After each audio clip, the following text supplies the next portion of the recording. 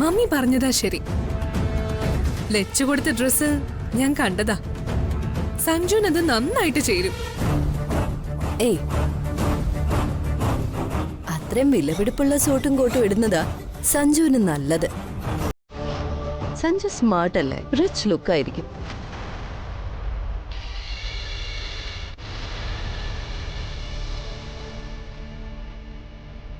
ലക്ഷ്മി അത്ര സ്നേഹത്തോടെ സമ്മാനിച്ചതാ.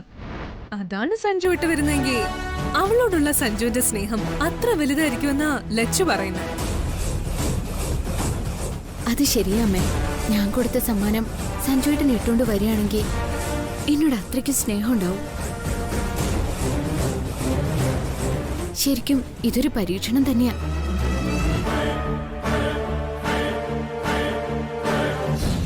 അതാ ഞാൻ പറഞ്ഞത്, ഈ ബർത്ത്ഡേ ഫംഗ്ഷൻ ഇന്നൊരു സ്നേഹ പരീക്ഷണത്തിന്റെ വേദി കൂടിയാണെന്ന്.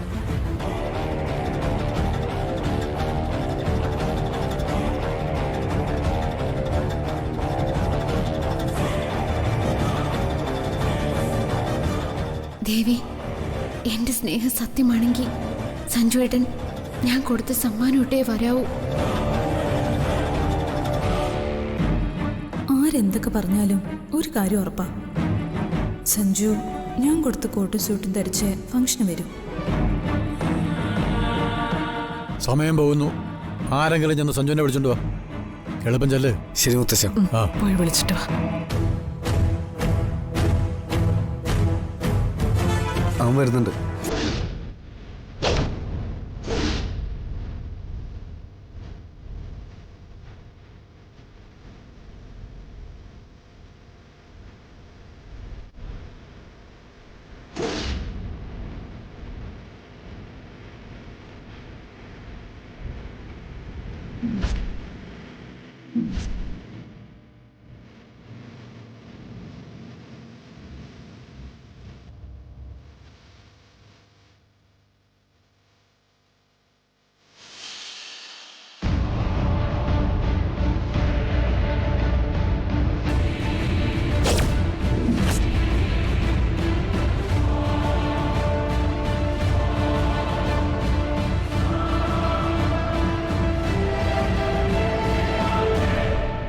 ഹായ്, ഞാൻ പറഞ്ഞില്ലേ സഞ്ജുവേട്ടൻ ഞാൻ കൊടുത്ത ഡ്രസ് ഇട്ടുകൊണ്ടാ വന്നിരിക്കുന്നത്.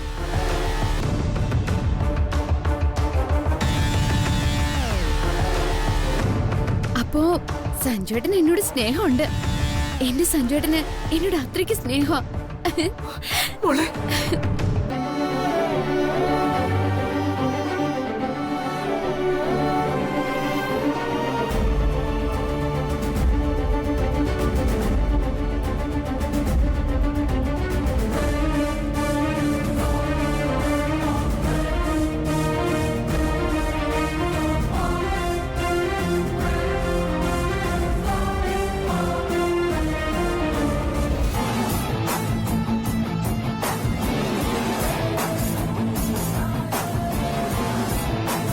അവള് സഞ്ജുവിന് ധരിക്കാൻ എന്തോ വാങ്ങി വെച്ചിട്ടുണ്ടെന്ന് മുത്തശ്ശി പറയുന്ന കേട്ടു.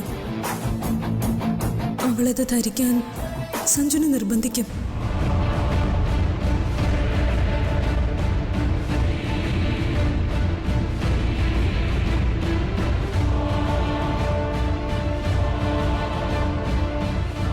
അത് ഞാൻ എന്റെ പ്രിയപ്പെട്ടവൾക്ക് വാക്ക് തന്നല്ലേ. അല്ല, എന്താ നീ എനിക്ക് വേണ്ടി വാങ്ങി വെച്ചത്? അത് സഞ്ജുന്റെ ടേബിളിന്റെ മുകളില് ഞാൻ കൊണ്ട് വെച്ചിട്ടുണ്ട്. ഡ്രസ് ബോക്സിന്റെ പുറത്ത് ഒരു ഗ്രീറ്റിംഗും ഉണ്ട്. സഞ്ജു അത് ധരിച്ചു വാ. എന്നാലും ഡ്രസ് എന്താന്ന് പറയില്ലല്ലേ? അതൊരു സർപ്രൈസ്.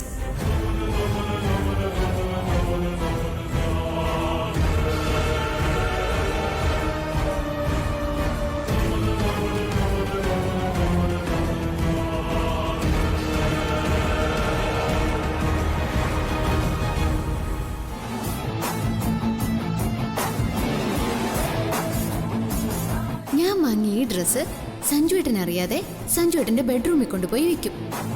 സഞ്ജുവേട്ടനോട് ഗിഫ്റ്റിന്റെ കാര്യമൊന്നും ഞാൻ പറയില്ല. സഞ്ജുവേട്ടൻ ഈ ഡ്രസ്സാണ് ഞാൻ ഫംഗ്ഷന് വരുന്നതെങ്കിൽ ആ മനസ്സിൽ എന്നോട് അത്രയ്ക്ക് സ്നേഹമുണ്ടെന്ന് എനിക്ക് വ്യക്തമാവും.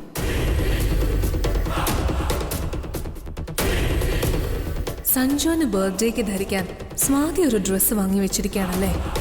അമ്മുവും ഒരു ഡ്രസ്സ് വാങ്ങി വെച്ചിട്ടുണ്ട്.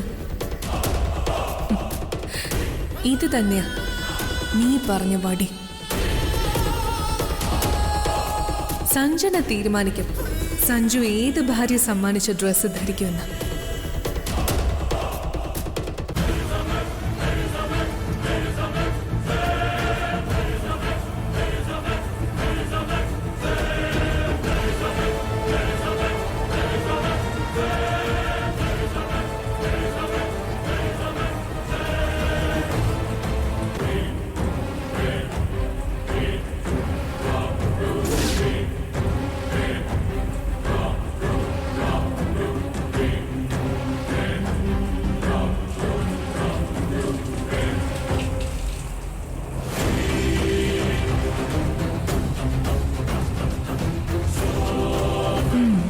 സഞ്ജു കുളിക്കുക. ഇതാണ് അവസരം.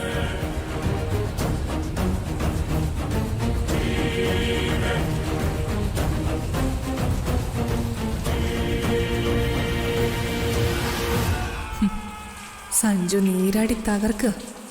ഇപ്പോഴൊന്നും പുറത്തേക്ക് വരുന്ന ലക്ഷണമില്ല.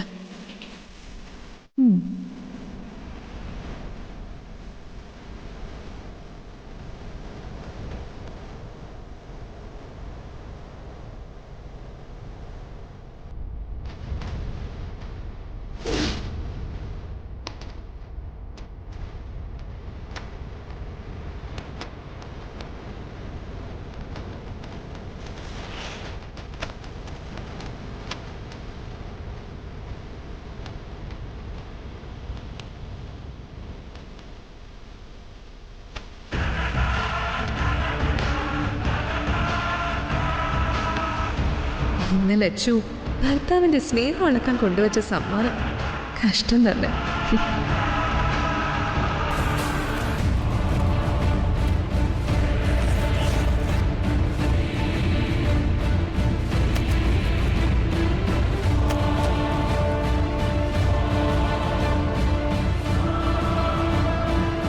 ഓ, ഞാൻ ഊഹിച്ചത് ശരിയാ.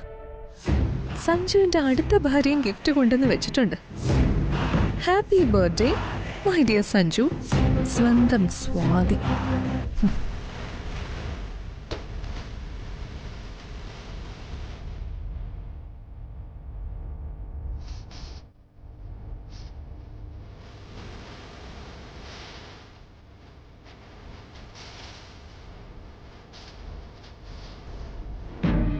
ഓ, ഇവന്റെ ഭാഗ്യം. മത്സരിച്ച് സ്നേഹിക്കാൻ 2 ഭാര്യമാര്.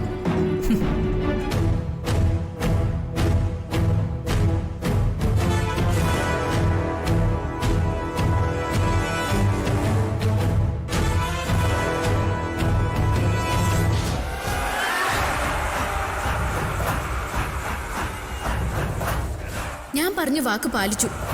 താലികെട്ടിന് മുൻപ് ഞാൻ എന്റെ ചേച്ചിയെ നടത്തിച്ച് കതിർമണ്ഡപത്തിൽ കൊണ്ടുവരുമെന്ന്. നീ ആ വെല്ലുവിളി ഏറ്റെടുത്തു. എനിക്കതിന് കഴിഞ്ഞ നീ ഒഴിഞ്ഞു പോകാന്ന്. ഇനി വാക്ക് പാലിക്കേണ്ടത് നീയാ.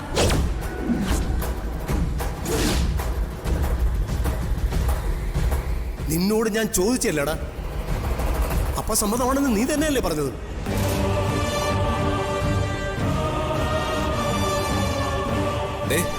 ഇവളെന്റെ മുറപ്പെണ്ണാണെന്ന് അറിയുന്നതിന് മുമ്പേ ഞങ്ങൾ സ്നേഹിച്ചു തുടങ്ങിയതാ. അതിന്റെ ഇടയിലേക്കാ നിങ്ങളുടെ ഈ മകള് കടന്നു വന്നത്.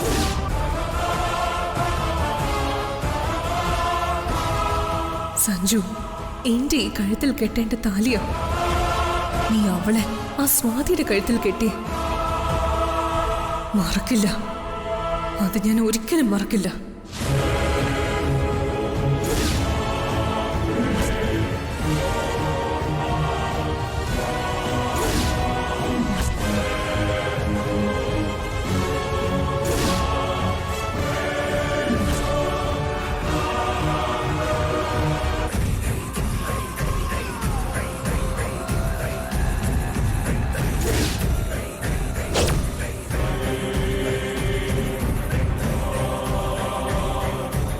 സഞ്ജു, ദാ ഞാനിപ്പോ ഒരു കുഞ്ഞു ട്രിക്ക് കാണിക്കാൻ പോവാ.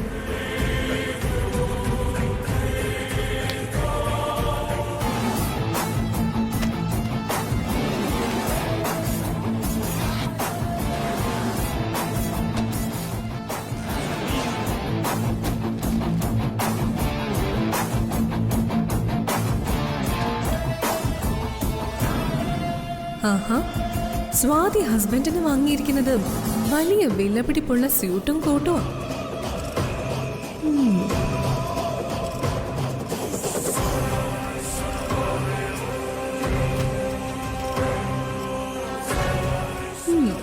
എന്നാലോ ലച്ചു വാങ്ങിയിരിക്കുന്നത് വളരെ കുറച്ചു വിലയുള്ള വസ്ത്രങ്ങളും.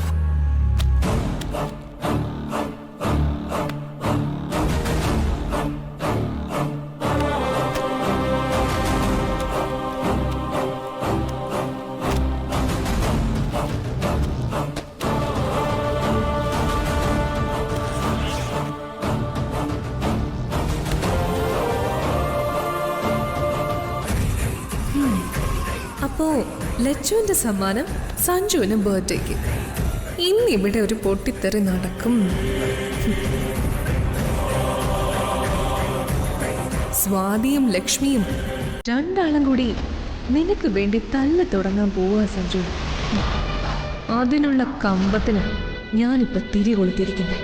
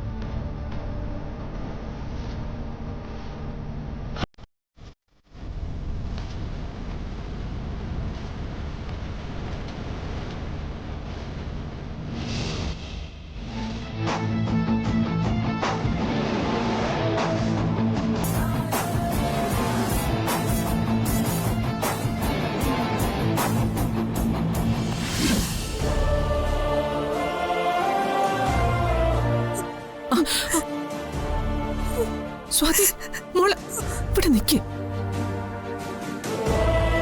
വാ സഞ്ജുട്ടാ.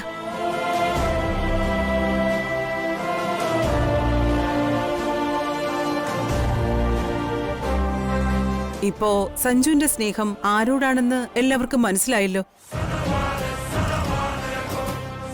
എന്റെ സ്നേഹം ആരോടാന്നോ? എന്താ ഈ പറയുന്നത്? എനിക്കൊന്നും മനസ്സിലാവുന്നില്ല. ആ, നീ അതൊന്നും പറഞ്ഞ് നേരം കളയണ്ട. നീ കേക്ക് മുറിക്കാൻ നോക്ക്. ചടങ്ങ് നടക്കട്ടെ.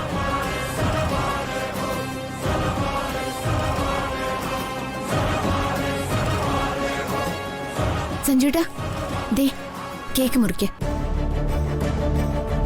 സ്വാതി, നീ എന്താ അവിടെ നിൽക്കുന്ന? വാ വന്നേ. ചെല്ലു മോളെ, ആ ഇവിടെ വന്ന് നിൽക്ക്. ചെല്ലു മോളെ.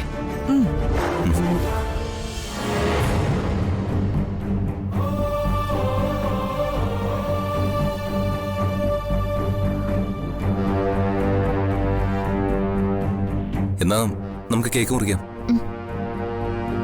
ഇനിയും വൈകണ്ട സഞ്ജുട്ടാ.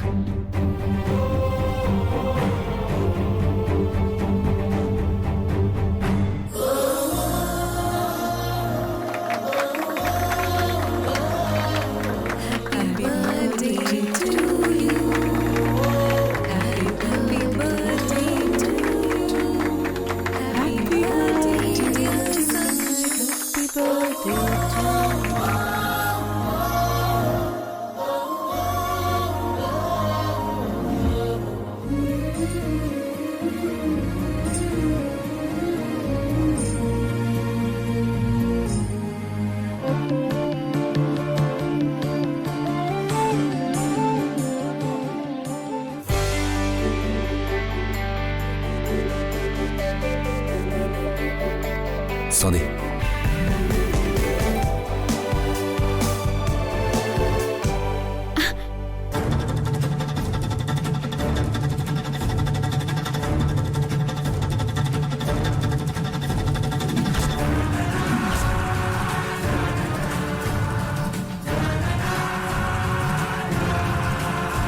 കഴിക്കൂ സഞ്ജുവേട്ടാ.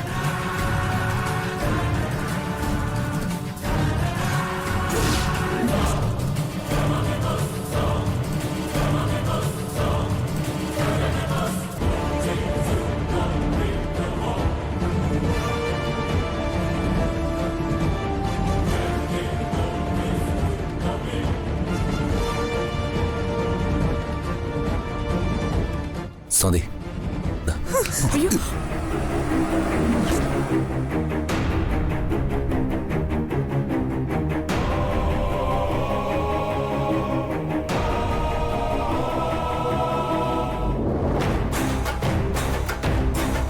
സ്വാതി സ്വാതി എന്താ ഇത്? അപ്പൊ സഞ്ജുവിന്റെ സ്നേഹം എന്നോടല്ല, ഇവളോടാ.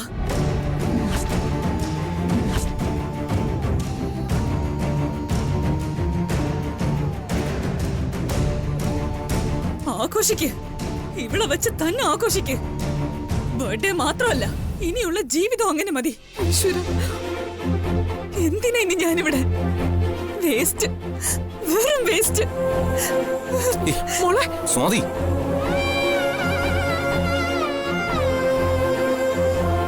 എന്താ ഇത്? എന്നെ വിടാൻ. കാര്യം എന്താന്ന് പറയാൻ നിന്നെ ഞാൻ വിടില്ല. എന്താ കാര്യമൊന്ന് സഞ്ജുവിന് അറിയണോ അല്ലേ? ഇതാ കണ്ടോ?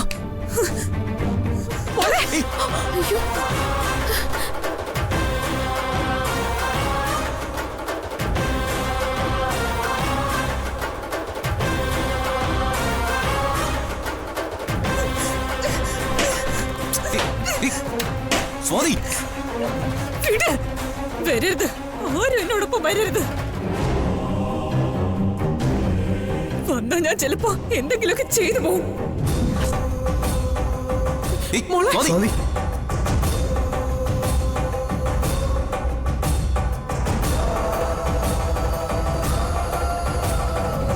തീ കൊളുത്തിയ കമ്പത്തിന് തീ പടർന്നു കഴിഞ്ഞു. ഇനി മംഗലശ്ശേരിയിൽ വെടിക്കെട്ടിന്റെ പൊടി പോരാ.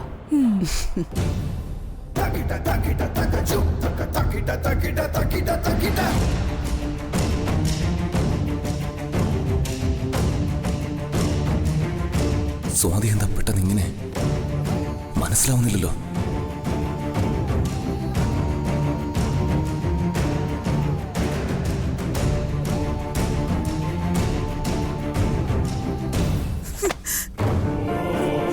അപമാനം സഹിച്ച് ഇനി എന്തിനു ഞാൻ ഇവിടെ കടിച്ചു തൂങ്ങി കിടക്കണം? സഞ്ജു എന്നെ ചതിക്കാ ചെയ്തത്.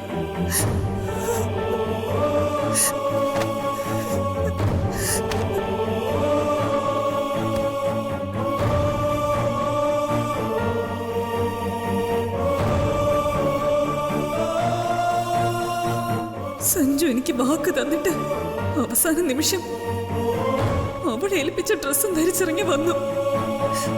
അവളുടെ മുഖത്തെ സന്തോഷം ഒന്ന് കാണേണ്ടതായിരുന്നു. സഞ്ജുവിന് വേണ്ടതോ അത് തന്നെയാ. അവളുടെ മുന്നിൽ വെച്ച് സഞ്ജു എന്നെ അപമാനിച്ചു. സഞ്ജുവിന്റെ ആരാ അവള്? അവള് പറഞ്ഞ് സഞ്ജുവിനിപ്പോ അവള് ഭാര്യയായി തോന്നിട്ടുണ്ടാവും. സഞ്ജു അവൾക്കൊപ്പം തന്നെ ജീവിക്കട്ടെ, ഞാൻ ഒഴിഞ്ഞു കൊടുത്തേക്കാം. എന്തിനീ വേഷം കെട്ടി ഞാനിവിടെ കഴിയണം?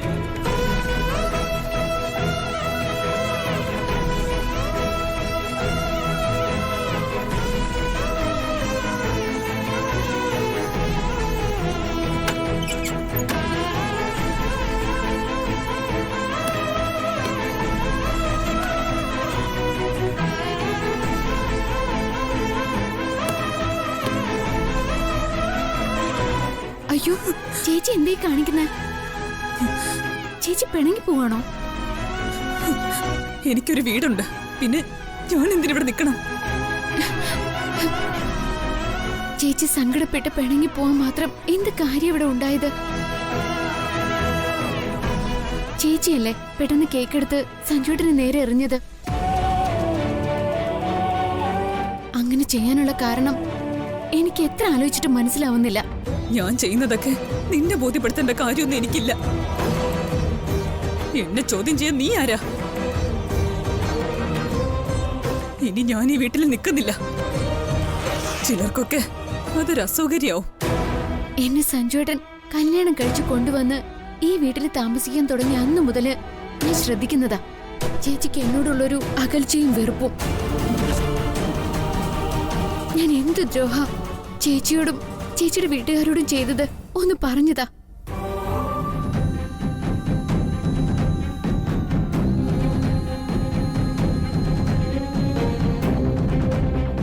ചേച്ചി ഒരാളിന്റെ ഭാര്യയല്ലേ? ഒരു ഭാര്യയുടെ വേദന ചേച്ചിക്കും അറിയാവുന്നതല്ലേ? ആ വേദന ആവോളം അറിയാവുന്നവളെ തന്നെയാ ഞാൻ.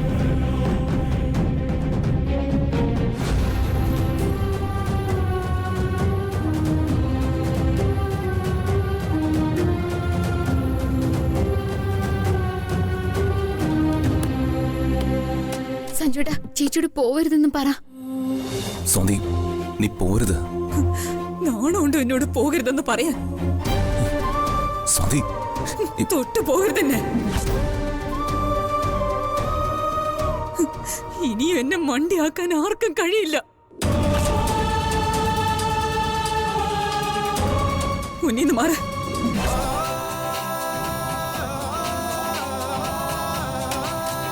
മാറാനാ പറഞ്ഞത്. സ്വാതി